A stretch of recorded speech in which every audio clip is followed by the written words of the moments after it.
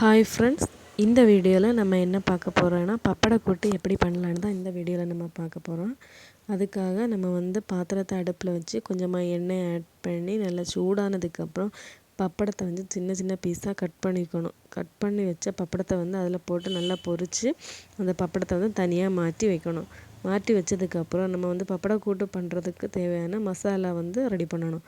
அதுக்காக மிக்ஸி ஜாரில் கருவேப்பிலை, ஜீரகம், வெளுத்துள்ளி, கொஞ்சமாக தேங்காய் ஆட் பண்ணி எடுத்துருக்கேன். அதுக்கு கூட கொஞ்சமாக உப்பு, தேவையான அளவு மிளகாய் பொடி ஆட் பண்ணணும். ஆட் பண்ணி அதை நம்ம எந்த பதத்துக்கு அரைக்கணும்னா, நம்ம வீட்டில் சம்மந்திக்கெல்லாம் அரைப்போம்ல, அந்த பதத்துக்கு நம்ம அதை அரைச்செடுக்கணும். அரைச்செடுத்ததுக்கப்புறம் திரும்பவும் நம்ம பப்படம் பொரித்து அதே பாத்திரத்தை அடுப்பில் வச்சு கடு தாளிக்கணும்.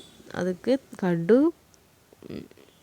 கடுவை பொட்டினதுக்கப்புறம் வற்றல் மிளகு, கருவேப்பிலை ஆட் பண்ணி தாளிக்கணும். தாளித்ததுக்கப்புறம் நம்ம அரைச்சி வச்சுருக்க அந்த மசாலாவை ஆட் பண்ணணும். ஆட் பண்ணி அதை நல்லா ஃப்ரை பண்ணி தண்ணியெல்லாம் வற்றுறது வரை, அது ஒரு பொன்னிற கலரில் வரும், பார்க்கும்போதே தெரியும்.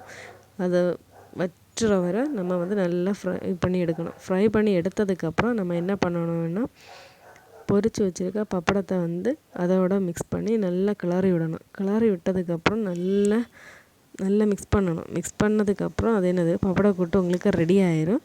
ரெடி ஆனதுக்கப்புறம் நீங்கள் சூடோட சோறுக்கு கூட வச்சு சாப்பிட்டு பாருங்கள்.